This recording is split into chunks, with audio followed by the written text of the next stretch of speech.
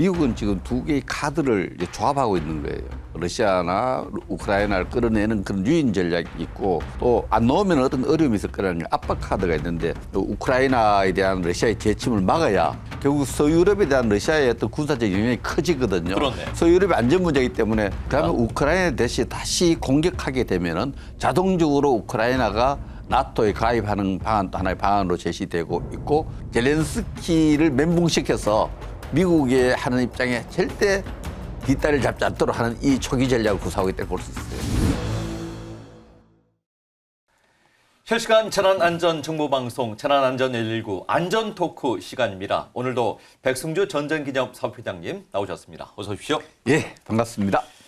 자, 우크라이나 전쟁이 끝이 보이려고 하는 것 같습니다. 미국과 러시아가 종전협상팀을 꾸려서 이제 합의를 했다는 소식도 들어와 있는데요. 관련 뉴스를 저희가 두 편 준비했는데 먼저 보시고 계속 이야기를 나누도록 하겠습니다. 러시아의 우크라이나 침공 이후 사우디아라비아에서 처음으로 마주한 미국과 러시아의 고위급 대표단. 4시간 반 동안 이어진 회담에서 우크라이나 전쟁 종식 논의를 담당할 고위급 협상팀을 각자 구성하기로 합의했습니다. We expect to continue to drive that pace to not only end the war, but then to unlock what could be very productive and stabilizing relationships going forward. 미러 양국은 종전 이후 경제적 협력 방안에 대해서도 의견을 나눴습니다. 또 외교 공간 운영 정상화 등 양자 관계를 복원하겠다는 점을 분명히 했습니다. 미국은 종전 협상에서 다뤄질 의제로 우크라이나 영토 문제와 안전보장 방안 등을 거론했지만 그동안 우크라이나 영토 수복과 나토 가입을 반대해온 만큼 구체적 언급은 하지 않았습니다. 회담 내용을 브리핑하면서는 전쟁 대신 분쟁이라는 표현을 쓰기도 했습니다. 특히 모든 당사자의 양보가 필요하다며 미국과 유럽연합이 러시아에 부과했던 경제 제재 해제 가능성까지 시사했습니다. So I would say to you that in order to bring an end to any conflict, there has to be concessions made by all sides. 러시아는 미국이 러시아의 입장을 더 잘 이해하기 시작했다면서 협상 결과에 상당한 만족감을 드러냈습니다. Разговор был, я считаю, очень полезный. Мы не просто слушали, но и слышали друг друга. И у меня есть основания полагать, что американская сторона стала лучше понимать нашу позицию. 우크라이나와 유럽 패싱 우려는 현실이 됐습니다. 미국과 러시아의 긍정적 교감 속에 향후 고위급 협상팀이 우크라이나 전쟁 종전 논의에 속도를 내지 않겠냐는 전망이 나옵니다. 급히 머리를 맞댄 유럽 정상들은 먼저 미국의 독주를 성토했습니다. 당사자 우크라이나와 유럽의 협상 참여를 촉구했습니다. Die zijn heel erg bepalend, ook voor de vrede en veiligheid in Europa de komende jaren. En daarom is het zo belangrijk dat Europa ook samen met Amerika erbij betrokken is. 유럽 정상들은 또한 전후 우크라이나 평화를 위해선 미국의 안전장치가 꼭 필요하다고 의견을 모았습니다. Because a US security guarantee is the only way to effectively deter Russia from attacking Ukraine again.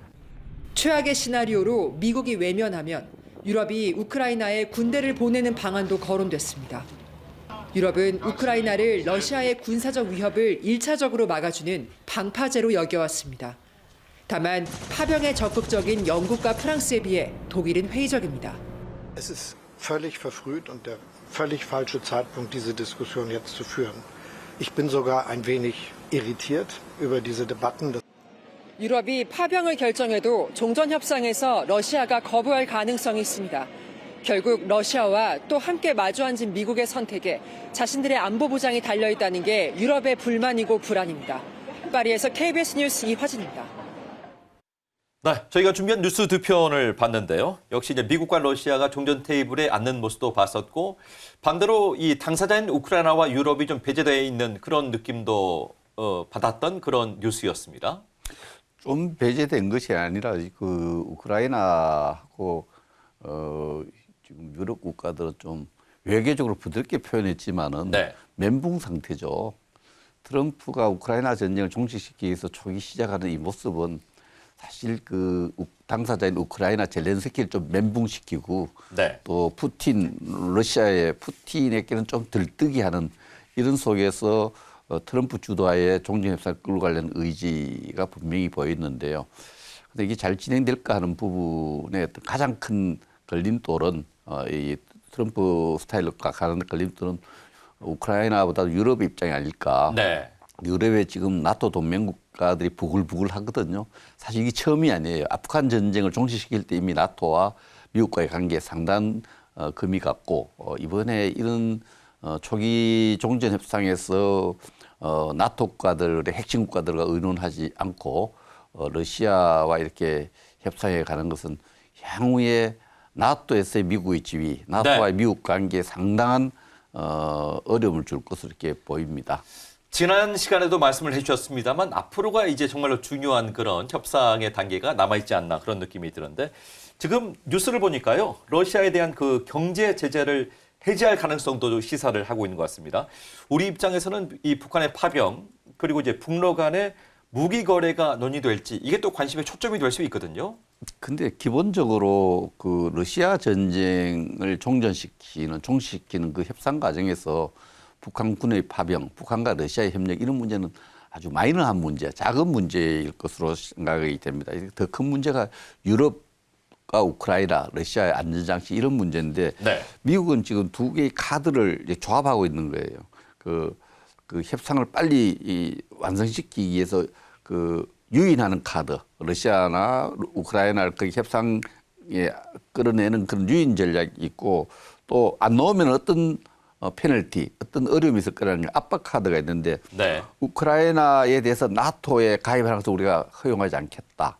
또 경제 제재 완화 이런 문제는 푸틴과 러시아에 대한 유인 카드가 되겠죠. 유인 카드 되고 하나의 이거 하지 않으면 그럼 어떻게 할 거냐 역으로 추가 제재를 할 수 있다 러시아에 대해서 이런 부분도 같이 함의를 갖고 있는 거예요. 그리고 네. 아울러서 지금 미국의 일부 공화당 지도자들이 내놓고 또 영국이라든가 유럽 지도자들이 내놓는 것이 우크라이나 안전 문제지 않습니까? 맞습니다. 그러면 우크라이나 대신 다시 공격하게 되면은 자동적으로 우크라이나가 나토에 가입하는 방안 또 하나의 방안으로 제시되고 있고 여기에 또 직접 우크라이나 군대 대신에 그 국경 지역에 평화유지군, 유럽의 평화유지군을 보내려고 하는데 독일은 좀 찜찜한 표정을 짓고 또 독일은 좀 찜찜한 표정을 짓고 네. 영국하고 프랑스, 유럽의 이제 큰 영국과 프랑스는 평화유지군을 보내서라도 우크라이나에 대한 러시아의 재침을 막아야 네. 이게 민원회담에서 나왔지만 이걸 못 막게 되면은 결국 서유럽에 대한 러시아의 어떤 군사적 영향이 커지거든요. 그렇네요. 서유럽의 안전 문제이기 때문에 이 프랑스라든지 이 영국은 이 우크라이나 국경을 안전하게 하는 것이 자국의 안전에 굉장히 중요하기 때문에 네. 어쨌든 안전장치에 대한 어떤 그런 조치가 필요하다는 입장이고 미국은 조금 트럼프의 입장이 협상 전략용인지는 모르지만 지금으로 봐서는 네. 굉장히 유럽 지도자들과 젤렌스키의 충격을 몰아넣고 있어요. 젤렌스키의 정치적 위상이 너 선거 해야 돼가 다시 뽑아야 돼 안 뽑힌 거 아니냐. 네. 너 지지율이 4%이 더 되느냐. 뭐 이러니까 개인적으로 인신에 대해서 정치 위상을 너무 이제 직접 공격을 했거든요. 근데 젤렌스키가 지금 완전히 멘붕 상태일 거예요. 네. 이 멘붕 상태인데 어제 젤렌스키를 누구 만났냐면은 14일인가 민헨회담에 가서 벤스 트럼프 밑에 부통령이라고 벤스를 만났어요. 아, 그렇군요. 그래서 또 달래는 전략으로 한편으로 뉴스로 크게 디테일하게 나오지 않았지만 한편은 젤렌스키로 완전히 멘붕이 받들이면서 또 벤스를 보내서 좀 어떤 절충하는 이 모습 보이는데 어쨌든 트럼프 입장에서는 젤렌스키를 멘붕시켜서 미국에 하는 입장에 절대 뒷다리를 잡지 않도록 하는 이 초기 전략을 구사하고 있다고 볼 수 있어요. 다시 이야기를 좀 돌려서 말이죠. 지금 전쟁의 당사국인 우크라이나가 지금 배제되는 있는 상황이고요. 유럽은 거의 멘붕 상태라고 이제 표현을 할 정도로 지금 그렇습니다. 뭔가 역학구도가 바뀌고 있는 상황인데 지금 앞으로 어떻게 전개가 될 것인지에 대한 그 어떤 예상 어떻게 해볼 수 있겠습니까? 기본적으로 지금 모양새는 이제 협상팀을 구성한다 했잖아요. 네. 사우디아라비아에서 양국의 국무장관, 외교장관 또 안보보좌관들이 모여서 4시간 반 동안 해서 이 협상팀을 각자 만들어서 협상을 시작하는 걸 이제 합의를 한 거죠. 협상을 시작해 놓고 지난하게 영토에 대한 경계선의 문제가 제일 중요하겠죠. 경계선의 문제 또 제재의 완화 문제 또 향후에 다시 이런 일이 일어나서 어떻게 해야 돼 이런 문제를 갖고 협상이 진행되는데 트럼프가 아무리 미국의 리더십이 있지만은 나토 국가들 또 젤렌스키 입장을 전혀 고려하지 않고 협상에 가기 힘들 걸로 봅니다. 그런 측면에서 미국과 나토, 미국과 우크라이나 간의 어떤 어느 정도 합의를 만들어가는 이런 모습이 네. 협상의 성공과 또 이후에 협상 이후의 모습에도 영향을 줄 거로 보는데 지금 일부에서는 베트남 전 종식을 시킨 파리 평화협정에 비유하잖아요. 네, 그 그렇습니다. 당시 키신저하고 네둑토가 만나서 의제를 다 조율해놓고 네. 월남 정부가 들어가고 또 한 명이 더 들어가요. 사자 합의하려는데 거기에 또 월남 안에 있는 우리가 흔히 말하는 벤트콩 있잖아요. 인민전선들. 이런 가치들과 사자 합의하는데 이런 역사적 교훈을 우크라이나의 젤렌스키도 알고 나토 국가들도 알기 때문에 이렇게 미국과 트럼프식으로 이렇게 러시아만 만족시키는 협상은 진전되어서도 안 되고 그렇게 진행 쉽게 가지 않을 거라고 봅니다. 네. 지금 유럽의 그 입장을 존중하지 않고 있는 그런 모습도 약간 나오는 것 같은데 앞으로 이제 존중은 계속 될 수밖에 없겠다는 전망이십니까? 그러면 지금 제가 볼 때는 이 협상이 온전하게 합의되고 또 유럽의 새로운 질서가 세계적인 어떤 질서를 만들어 하는데 나토 국가들의 동의가 없는 합의는 좀 깨어지기 쉬운 합의고 네. 그렇게 안 갈 걸로 봅니다. 그렇군요. 최근 한미일 외교장관이 독일 뮌헨에서 만나서 북한 비핵화 의지를 또 명확히 했다는 소식이 전해지고 있는데요. 이에 대해서 이 비핵화는 이미 실패했다는 이 북한의 의견도 나오고 있습니다. 이 관련 뉴스를 먼저 보시고 계속 이야기를 이어가도록 하겠습니다. 비핵화는 실패한 과거의 꿈이다. 뮌헨에서 한미일 외교장관이 북한의 완전한 비핵화 목표를 확인한 데 대한 북한의 첫 반응입니다. 외무성 담화를 통해서였는데 최근 한미연합훈련 등을 겨냥해 잇따라 관영 매체에서 비난성 논평을 냈지만 이번엔 정부 공식 입장이었습니다. 미국의 현실 도피적인 입장에 대하여 맞대응할 일거의 가치도 없다는 것이 우리 정부의 공식 입장이며 한미의 움직임에 매번 신속히 반응하면서도 미 행정부 인사의 발언 내용에 따라 그때그때 수위를 조절하는 모습입니다. 북한은 또 비핵화가 이제는 불가능하고 비현실적이라며 새로운 핵무력 강화 노선도 일관되게 견지해 나갈 거라고 했는데 올해는 북한이 지난 2021년부터 진행해온 국방력 발전 5개년 계획의 마지막 해입니다. 핵탄두를 이미 보유한 북한은 한미의 방어망을 뚫고 이를 멀리까지 날려보낼 미사일 성능 개선과 다양화에 매진하고 있습니다. 또 미국이 비효과적인 압박 수단에 매달릴수록 전략적 힘을 올리는 데 필요한 기회를 잡을 것이라고 했는데 다음 달로 다가온 한미 연합연습을 견제하면서 미국의 태도에 따라 무기 공개 시험 등 향후 도발에 나설 뜻을 내비쳤다는 분석입니다. KBS 뉴스 김기아입니다. 지금 뉴스에서 보시는 대로 한미일의 비핵화 이야기를 북한이 단박에 좀 걷어찼다고나 할까요? 그런 느낌이 드는 모양새인데 또 미국에 대해서는 트럼프를 직접 언급하지는 않고 있는 이 북한의 전략이거든요. 북한의 반응은 어떻게 보면은 조금 들떠 있었는데 네. 반응이 굉장히 빨리 나왔거든요. 한국, 미국 간의 사이도 좀 지금 우리 국내 사정과 관련해서 한미 간에 여러 가지 좀 어려움이 있을 거고 또 한미일 이게 무슨 간에 이 북한 비핵화에 대해서 좀 다른 것을 기대했죠. 왜냐하면 트럼프가 당선되자마자 북한을 뉴클리어 파워스 핵 강대국, 핵 보유국으로 인정해버렸거든요. 그런 측면에서 북한이 상당히 기대하고 있었는데 한국, 미국, 일본이 뮌헨에서 만나고 외교부 장관이 북한이 완전한 비핵화를 정책을 내려오니까 조금 들떴던 게 완전히 똑같네 이렇게 된 거예요. 그런 모습이 이제 나왔는데 지금 핵무기를 계속 고도화시키고 핵 사용 능력을 강화하겠다 이런 주장에 대해서 우리가 그렇게 예민하게 평가하거나 반응할 필요가 없어요. 이미 6차례 핵실험했고 투발 수단도 갖고 있고 특히 사거리를 좀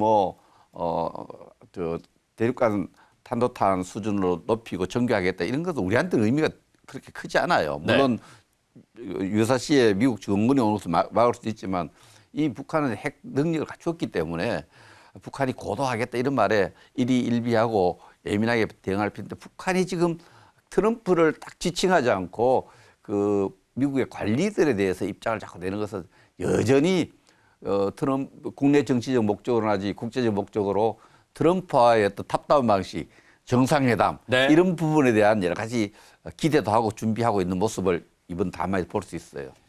회장께서 말씀하신 대로 이제 핵무기 고도화에 대한 계획을 이제 내년에 공식적으로 또 발언할 진행할 가능성이 높다 이런 이야기가 나오고 있습니다만은 이 트럼프 이익이 미국에서 뭔가 제재할 만한 카드는 무엇인가에 대한 궁금증도 생기는 것 같습니다.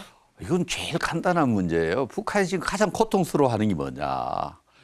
북한은 뭐 아무 고통 없는 것처럼 이야기하지만은 북한이 가장 고통스러운 것은 뭐 러시아와 관계는 좀 좋아졌지만 국제사회의 제재거든요. 경제 제재 이 부분이 북한 체제의 내구력, 체제를 버텨나가는데 가장 큰 장애가 제재입니다.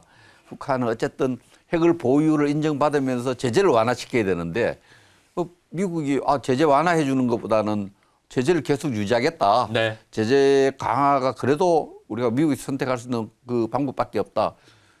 이렇게 판단할 때 그 앞에 비건이 미 국무부 부장을 했던 사람도 그런 입장을 가지는데 지금 트럼프 입장은 이 제재 문제에 대해서 완화하겠다는 말을 안 하고 있거든요. 맞습니다. 그 부분에 대해서 미국이 북한이 매달리고 있는 거죠. 네. 고도화 이런 문제하고 고도화는 군사적 큰 의미가 없어요. 그러면 ICBM 추가 발사 안 하겠다. 핵실험 추가할 필요도 없는 거예요. 핵실험 추가 안 하겠다. 그 대신 제재를 풀어달라는 거 아닙니까? 맞습니다. 근데 이 제재 문제에 대해서 북한이 매달리는 모습을 보여주고 있다고 볼 수 네. 있어요. 어찌 보면은 이 북미 정상회담을 위한 어떤 그런 준비다. 뭐 이렇게 봐도 되겠습니다. 그렇습니다. 어떻습니까? 북미 정상회담을 하자고 하는 것도 하나의 메시지가 되지만은 네. 핵 고도화하겠다. 이것도 북미 정상회담을 하면 이런 문제 논의할 수 있다는 하나의 북미 회담의 의제 또 유리한 입장을 가져가기 위한 하나의 메시지 저는 그렇게 봅니다. 네, 그렇게 이해하도록 하겠습니다. 자, 여기까지 듣도록 하겠습니다. 지금까지 백승주 전쟁기념 사업회장님과 함께 이야기를 나눠봤습니다. 고맙습니다. 예, 감사합니다.